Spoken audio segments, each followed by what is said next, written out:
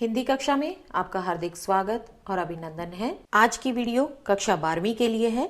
आज जिस अभ्यास पत्र को हम लेकर आए हैं वो है कवितावली उत्तरकांड से और लक्ष्मण मूर्छा और राम का विलाप, जिसे लिखा है तुलसीदास जी ने। हमारा काव्य खंड 15 अंक का आएगा। मैंने यहाँ पर प्रत्येक अध्याय को, प्रत्येक कविता को 15-15 अंक के में बांटने का प्रयास किया। 15-15 अंक के अभ्यास पत्र यहाँ पर लेकर आ रही हूँ मैं आपके लिए।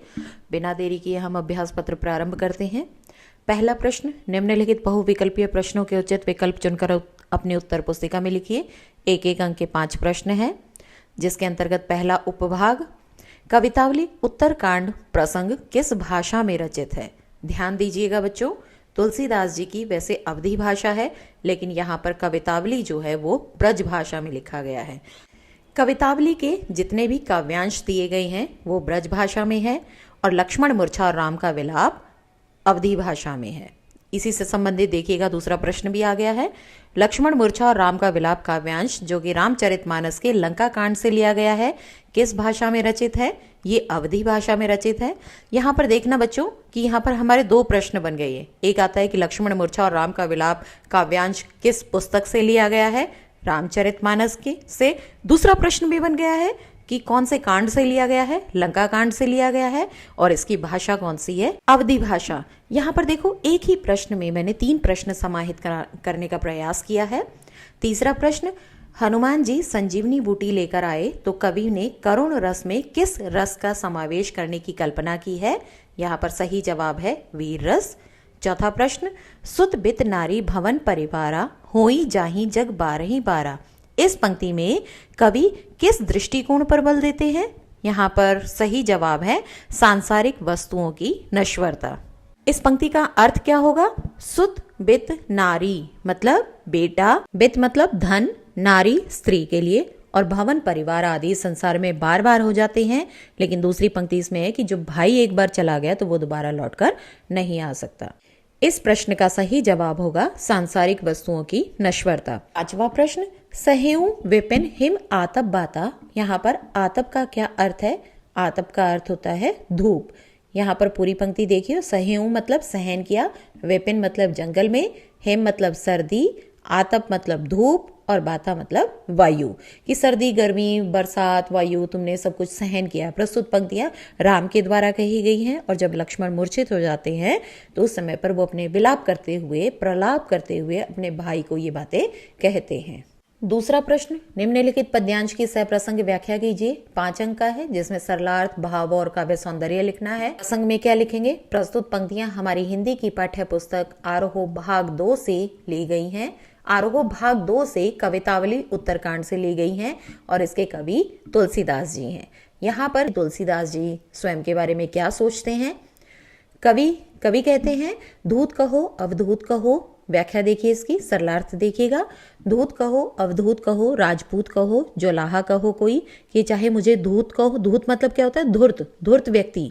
अवधूत मतलब योगी।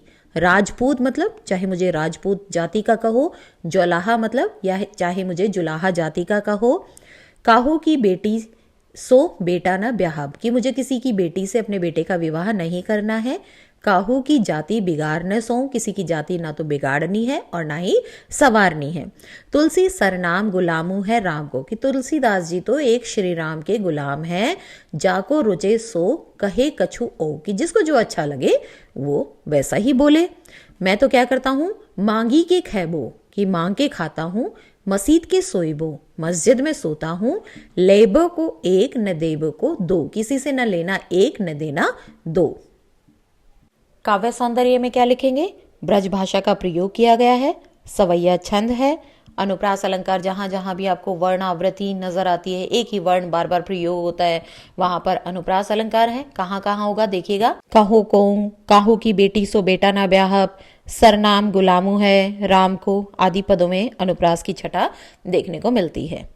प्रस्तुत पंक्तियों में कवि ने समाज की रूढ़िवादिता पर करारा व्यंग्य किया है।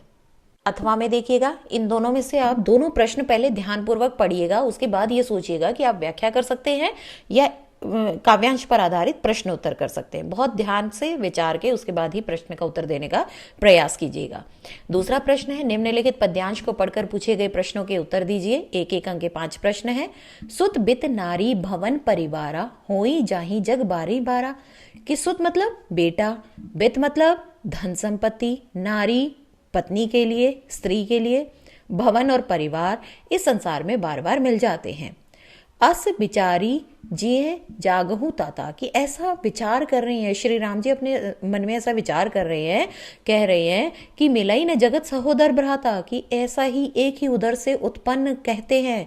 हालांकि वो अलग अलग उदर से उत्पन्न हुए थे, लेकिन यहाँ पर वो सहोदर कहते हैं। लक्ष्मण को एक ही उदर से उत्पन्न भ्राता मानते हैं। जथा पंख बिनु खग अति दीना, कि जिस प्रकार से बिना पंखों के, खग मतलब पक्षी, अति दीन अत्यंत दीन हो जाता है। जब पक्षी के पंख ही नहीं होंगे, जब वो उड़ ही नहीं पाएगा तो पक्षी कैसा। मणि बिनु फनी, कि सर्प जो है बिना मणि के, और करीबर कर हीना, यहाँ पर हाथी, कर मतलब सूंड के बिना।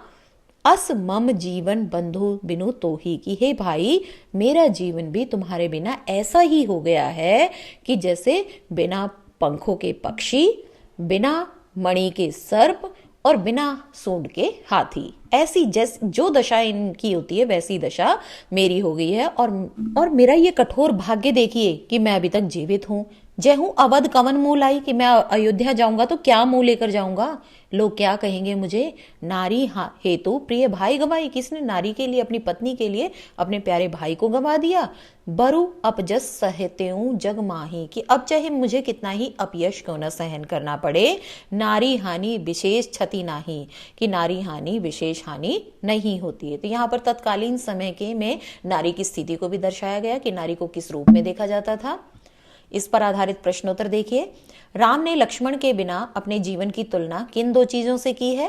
राम ने अपने जीवन की तुलना की है कि जैसे पंख के बिना पक्षी और मणि के बिना सर्प, और इसके अलावा एक और है, सूंड के बिना हाथी की जैसी दशा होती है वैसा ही मेरा जीवन हो गया है। राम अयोध्या लौटने में संकोच क्यों कर रहे हैं, क्योंकि उन्हें लगता है कि जब अयोध्या लौटेंगे तो वे लक्ष्मण के बारे में क्या कहेंगे, वे अपनी माता और अयोध्या वासियों का सामना कैसे करेंगे, क्या मुंह लेकर जाएंगे वो, इसीलिए वे संकोच कर रहे हैं। राम के अनुसार संसार में कौन कौन सी चीजें बार बार आती हैं और चली जाती हैं। राम के अनुसार संसार में पुत्र, धन, स्त्री, घर परिवार बार बार आते हैं और चले जाते हैं।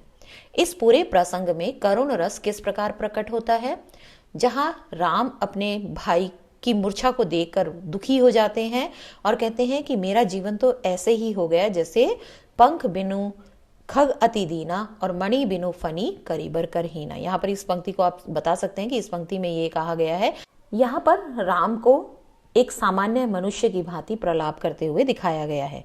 अंतिम प्रश्न, उपमा या अनुप्रास अलंकार का कोई उदाहरण दीजिए। इनमें से आप कोई भी एक उदाहरण दे सकते हैं। जैसे उपमा अलंकार का ये उदाहरण है और अनुप्रास अलंकार आप सबको पता है कि जहां पर वर्ण आवृत्ति हो वहां पर अनुप्रास अलंकार है। तीसरा प्रश्न, निम्नलिखित प्रश्नों के उत्तर दीजिए। एक 3 अंक का प्रश्न है, एक 2 अंक का प्रश्न है, कुल 5 अंक के। इस प्रश्न का इतना बड़ा उत्तर देकर आप चकित मत होना, क्योंकि इसे आसान सी भाषा में मैं समझा रही हूँ कि प्रस्तुत जो काव्यांश लिया गया है, लक्ष्मण मूर्छा और राम का विलाप रामचरितमानस के लंका कांड से लिया गया है। लक्ष्मण बाण लगने के कारण मूर्छित हो जाता है और श्री राम एक साधारण मनुष्य की भांति दुखी हो रहे हैं। यहाँ पर जो भाई का शोक है, राम को धीरे धीरे विलाप करते हुए वो प्रलाप में बदल जाता है। राम अपने भाई के प्रति इतना प्रेम दिखाते हैं, उन्हें ये लगता है कि वो अपने भाई को वन में क्यों लेकर आए। वो पश्चाताप करते हैं, बहुत व्याकुल है, विवश हैं। उन्हें लगता है कि वो अयोध्या जाकर क्या मुंह लेकर जाएंगे। सभी ये कहेंगे कि उन्होंने अपनी नारी के लिए, अपनी पत्नी के लिए अपने प्यारे भाई को न्यौछावर कर दिया। वो इसी शोक में डूबे हुए हैं। तभी इसी बीच में वीर रस का उद्भाव होता है। कब होता है? जब हनुमान संजीवनी बूटी लेकर आते हैं। उन्हें लगता है, या सभी वानर समूह को ये लगता है कि अब लक्ष्मण की मूर्छा टूट जाएगी और वे उठ बैठेंगे। प्रस्तुत काव्यांश में यहाँ पर राम को एक साधारण मनुष्य के रूप में दिखाया गया है, मानवीय रूप में दर्शाया गया है। दूसरी ओर उनके भाई प्रेम को दिखाया गया है और हनुमान की भक्ति का भी सुंदर चित्रण किया गया है। दूसरा प्रश्न, शोकग्रस्त माहौल में हनुमान जी के अवतरण को करुण रस के बीच वीर रस का आविर्भाव क्यों कहा गया है? ये प्रश्न बहुत बार परीक्षा में भी आ चुका है। हनुमान जी लक्ष्मण के इलाज के लिए संजीवनी बूटी लाने हिमालय पर्वत गए थे। उन्हें यहाँ से आने में देर हो रही थी। इधर राम व्याकुल हो रहे थे कि बहुत देर होगी, अब तक हनुमान संजीवनी बूटी लेकर क्यों नहीं आए। उनके विलाप से वानर सेना में भी शोक की लहर थी। इसी बीच वो देखते हैं कि हनुमान जी संजीवनी बूटी लेकर आ गए। वैद्य ने तुरंत ही संजीवनी बूटी से दवा तैयार की और लक्ष्मण को पिलाई तथा लक्ष्मण ठीक हो गए। लक्ष्मण के उठने से राम का शोक समाप्त हो गया। लक्ष्मण स्वयं उत्साहित वीर थे। उनकी मूर्छा टूटने से सेना का खोया हुआ मनोबल वापस आ गया।